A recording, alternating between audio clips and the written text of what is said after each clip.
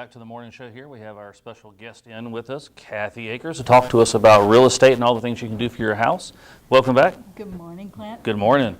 So last time we talked about ways to keep your utility bill cooler in the summer, Right. and you've got a few more tips for homeowners that whether they're maintaining a house or looking to sell their house, some ways that also they can save money on maintaining that house. That's right. And this is also good for tenants. So, Mm-hmm. We're trying to keep a broad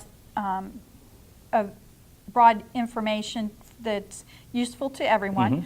Mm-hmm. But some of these we talked about last time, and we're going to bring them up again Right. because what we're talking about is expensive mistakes that you can make. And one of these on here, when we get to it, I think it's number 9, we're going to have a little longer conversation yes, about. we are, because we both have the differing opinion Yeah. on what they're suggesting. But let's start out, we talked last time about the changing your home over to LED light bulbs. Right. An incandescent bulb over the life of its lifespan can use $180 worth of energy. Now, I'm going to go on record here saying is I've grown up with my old-fashioned incandescent right. light bulbs, and I just like them. They give a cleaner and more natural glow. That's just what I'm used to. Why should I go to these LEDs? And LEDs seem expensive on the front. Right. And now before the LEDs, we also had the I guess the fluorescent, carbon fluorescents. Right, which those have kind of gone away. Right. But even the CFL, it will only use $41 worth of energy in the same lifespan as that. In its entire life. The incandescent. And now the LED, which we talked about, Right. It's going to only use $30 per bulb. Well, and so I'm going to go back on what I just said a second ago. Yeah. I have now 3 LED bulbs. Yeah. And 2 of them are Wi-Fi enabled, so you can do the dim and stuff like Right. that. Let me tell you, they're very, very neat. Yes. And they're not hot. One of the things that drives me nuts when I go into my bathroom after I've had a shower in the summer Right. is all those light bulbs are on and the bathroom stays hot. That's right. And if you want to have a cooler bathroom, put LED LEDs. bulbs in there, That's and you right. won't heat up your bathroom. And you're saving money. Between $30 and $180, I'll take the cost of buying those LEDs. Yep. And they last forever. Yes, they do. Ignoring a leaky faucet. It's just a little drip. It's a little drip. If it is dripping 1 drip per second, it can be more than 3,000 gallons of water a year for a leaky faucet. 3,000 gallons? 3,000 gallons per year. Wow. All right, for so that what one little drip. Now, leaky faucets are one thing, and some of them drip maybe slower than once a second, but nonetheless, you may have it where it kind of does that ring and then it drops, and then Yes. it's the little ring and then it drops. What Right. about leaks like under the house that you don't necessarily know are there? How do you keep an eye out for that kind of Well, stuff? that you're going to need to, if you're comfortable crawling in the crawl space, go crawl in the crawl space. But the other thing is to watch is, and a lot of times you'll see them, like if it is a bathroom sink, you're going to see it in the cabinet underneath. Right. The other thing to look is, the other place that you get a lot of leaks too is around the toilet. Right. If the toilet's not set just right, that kind of thing. What about those seals on toilets where it tends to just kind of run over time? Is that's basically like a leaky faucet? That's and again, right. you're running a lot of water. You're running water through your toilet. That 3,000 gallons, just to kind of put it in perspective, that's enough to take 180 showers. So Not enough if it was my kids, no, but Yeah. So for the guys out there who have a honey-do list that it says fix the faucet or fix the toilet, and the guys have been kind of putting it off, maybe this is the financial incentive to finally to get it fixed. That's right. If you're looking at that water bill that's coming in, this is an easy fix to correct that. Well, and I'll go out there and say you can go to Lowe's or your hardware store and get a new faucet for anywhere from, you can get a cheap faucet for basically $15. $30 is probably what you want to pay for your good faucet with the single handle and the ball. And I installed one about a year and a half ago in about 30 minutes. Well, and it may just be a gasket inside the spigot itself. Right. So, it could be something as simple as less than $1. But I'll tell you, once you've replaced your faucet, you're kind of like, you forget how well a new faucet works. That's right. And That's right. maybe you want to have that little new feature or a different pull for your stopper and stuff. Or if you've got, like me, I still have the old brass fixtures, Right. And you're updating because you're If looking you at still selling. have a crystal knob on your sink That's from right. 1999, you might want to update anyway. That's right. Well, moving on, we talked about air filters, or we talked about the HVA system.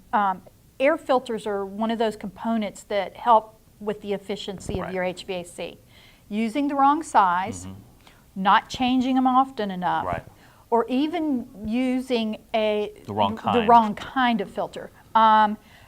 We're hearing a lot more often from HVAC contractors to use the little thin disposable ones that use them a month and throw it away. Oh, but what about these 1999 HEPA filter, super thick Magic Wow air filters that you can buy?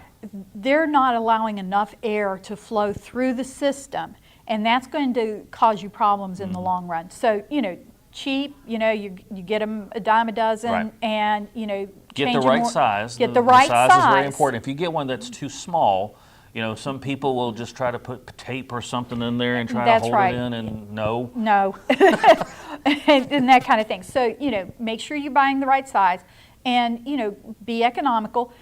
Yeah, you're going to change them more often, but it's not going to be the same amount as with, one of with those. all the things we have in our lives today with gadgets, all you got to do is Do set a some- reminder on your calendar. That's right. The fourth weekend of every month, set a reminder to say change out your air filter, and you should change them every 30 days if you get the little woven kind of fiberglass That's right. filters.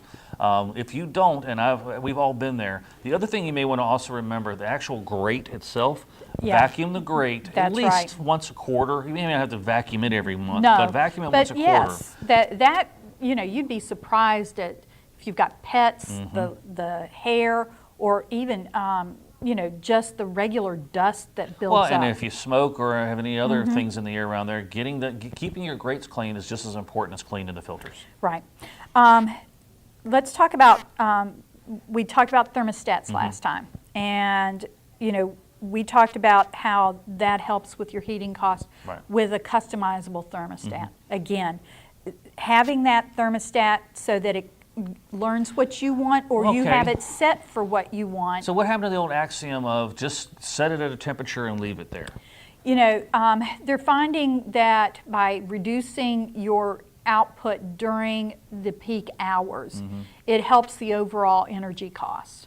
Well, and also with our houses being far more energy efficient. That's right. Newer houses especially. If you have an older house, you know where you live and what you have. But if you have a newer house with energy efficient windows, new insulation, all That's that kind right. of stuff, you can drop it down 3 to 4 degrees, and you're not really losing that much in terms of your comfort. You're not. No, you're not. So that, again, we talked about this last time. There's a lot of these new programmable thermostats. If you've had to replace your heating and air conditioning unit in the Right. last few years, they're required to put in a programmable thermostat Absolutely, now. and not that I'm advocating for replacing your air conditioner if you don't Right. need to, but if you need to, I will say we replaced ours a couple years ago, and our utility bill went down about $40 a month over the Right. summer with the new efficient air conditioner. And remember, the SEER rating is now mandated that it has to be a higher SEER rating. That's correct. So those are so looking at Again, those. you don't want to replace your air conditioner unless you No, have to, but not we've unless you have benefited to. from the replacement. But by doing those things like the thermostat, like the air filters, that helps to lengthen the use of your system so that you're not having to replace it As often. Yep. The air vents, we talked about this before, making sure that you're not closing them off and that kind of thing, or that they're clogged with dust. Again, just making sure, you might feel like you walk into one room and it's cooler in that room than another room. Right.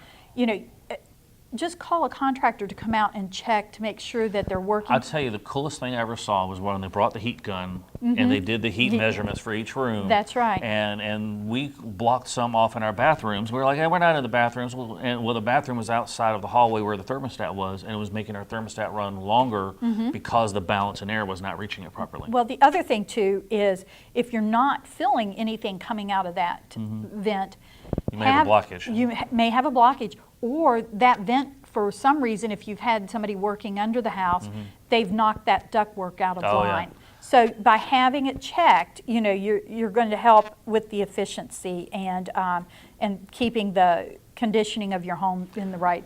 And another kind of vent, it's not specifically on your list here, but is your under house vents. If you have Right. crawl spaces and so forth, the general rule of thumb is during the winter you want to shut the vents, during the summer you want to open the vents because you want the airflow to get through. You don't want water Yeah. to get trapped underneath there and not evaporate.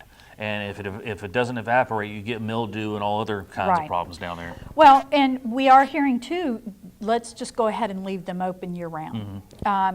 Because one of the things we haven't talked about, but we're planning on talking about, is radon. Right. And so, you know, with having those vents open, that's going to help The gases escape. and the moisture to evaporate. Absolutely. Over watering your lawn.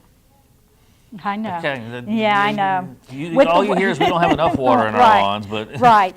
But you know, if you're programming it and you're gone during the day when it runs, now optimally, you want it to run early in the morning. right. So that's before, you know, that way you've got the heating of the day. It can dry the grass out. You're not getting any funguses or Right, right. molds or anything like that. But what happens that you have your sprinkler set to run today, you get to the office and, oh, it's pouring rain now. Well, this week Your is spring- you yeah. know, June has been a little bit of a dry month, but Right. May especially was a very wet month. If, you know, back at the end of May, we had basically 4 days of rain. Right. If you had your sprinkler set to run at the same time, you overwatered your lawn. That's right. What we hear from farmers is when there's too much water in the fields, they actually can't plant, the roots can't set. Right. Same thing happens to your lawn. If you're getting too much water in there, one, it's costing you money. Why waste the money? Number two, you're damaging the roots in your lawn, so don't overwater it. Well, the other piece is if you're not there when your sprinklers are going, you're not going to catch if there's a broken sprinkler head, you know, because then you've just got this huge fountain out in the middle of your lawn. Or let's say it's been misdirected for whatever reason. Now you're watering the neighbor's fence Right. and not your lawn at all. So those are you want to make sure that you check your sprinkler system and, you know, how much time they run and that kind of thing, and make sure that And you it's running mentioned getting a around. rain gauge. If you have automatic Yes. sprinklers, using a rain gauge as opposed to a timer. Right. And, you know, that's one of those things that we've been hearing about recently. I believe that's what my husband is switching out to. And that way, if there's if you've got it set to run Monday morning and we've had a lot of rain, you know, Saturday and Sunday, that rain gauge will cause the sprinkler system to shut down and not water on Right. Monday because you've got enough rain. Saving you money and as well as saving you water. That's right. Your water heater. A lot You know, of we could spend a lot of time on water the water heaters. we could, but making sure that your temperature is set so it's not set too high, because that's going to cause your water heater to continually heat up. And you know, if it's electric, you know, that's your electric bill. If it's gas, that kind of thing. Right. But watching your thermostat is going to be one of those things that you'll want to look at. Well, another thing with water heaters, and I say this, I told you this off the air, when we moved into our house in the late 90s, the first thing I did, because our water heater is Yes. under the house, I crawled under, and it was set on, I believe it was set on 225. I turned it down to 190. Right. Because during the day, we're not using it, and it's just sitting there keeping that water hot and hot. Plus, when we take showers, I would rather have more water warm than a short amount of water hot. Right. And when you have it too hot, it runs out pretty quickly. That's right. We're going to group two of them here together because it's about the exterior of your home. We're looking at leaky windows and doors, as well as the roof, curling or missing shingles, that kind of thing. You're allowing for either cold winter winds to come through around a leaky window, Right. which is going to cause your heating unit to Work harder. Work harder. Or you may get water through those windows and Oh, doors, yeah. which is going to cause another whole set of problems with rotting through your The sills sills, and yeah. that kind of thing. As with your roof, you know, those curling shingles, may be showing that you're getting near the end of And your... when we say curling shingles, most people think about curls up. We're talking about the curls go down. Down, right. Because when they go down, the water actually doesn't shear off. It shears Shears. around and it travels on the outside of the house. And it comes right back down to your foundation and that type of thing. So those are two. Well, the other side on the shingles is you may have missing shingles and say, oh, that's not a big deal. Well, shingles overlap on each other, and if you miss one where the rain would wash off, it's now not washing off that overlap, and it can get underneath the nails and then start leaking into your roof. The other piece is if you have a nail pop, you'll see that one shingle raised up, and the water can come back up underneath that shingle. Our last one, and this is going to be our Our discussion item. our here before we wrap discussion it up. item.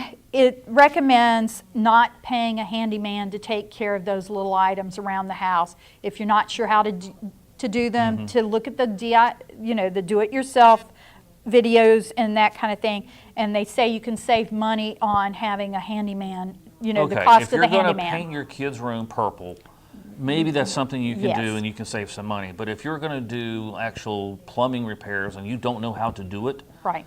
you might be better off getting a plumber to do it. If you're going to do a new deck, if you're comfortable with the saws and the equipment, then do it. Right. But if you're not comfortable with it, there's nothing wrong with hiring somebody who can do the job right. Right, and I agree. To me, it's the matter of I'd rather take that Saturday and spend it with my family than setting out in the backyard taking Right. and redoing my deck. Well, and some people like projects, and that's fine. Some people do. And if you're a single parent, of course, Yeah. it's very much likely you would prefer to have somebody doing it for you than doing it yourself. That's very true. Now, I will say this. If it's an electrical issue, you really need to get a Yeah, licensed yeah. electrician. Don't call your neighbor Bob and hope that No. they can do it, because that's Or, likely to. The instructions say you just do this wire, and I can redo that outlet. Get an electrician. Yeah, get an electrician. The only times that you may want to, and even then you may want to question your sanity is ceiling fans. So many times we buy Right. ceiling fans, we think we can hang them up. We forget the grounding wire. We reverse the right wires or wrong wires. If you don't know, call an electrician. Well, the other piece to that is that box up there has been set. It's for a light fixture only. Not for the weight of a fan. Not for the weight of a fan. So you want to make sure that that's checked correctly. Again, I agree that, if you're handy and you know what you're doing, you can save some money. But, in the long run, to me, I personally will use a handyman because I want to make sure it's done correctly. Well, Kathy, this has been a lot of good tips for our viewers, and I hope they took some value out of this. I know from doing these shows with you, I've learned quite a bit. We've had some of our audience members have told us that they've learned a little bit, so I appreciate you coming in. If somebody is looking to buy or sell a house or looking for just, more information on how to maintain what they've got, how can they reach you? As always, you can reach me at 252-266-4038. And we've got, again, Kathy Akers, Realtor here. It's covering the Twin Counties, and I appreciate you coming in and talking to us this morning. Thank you, Clint.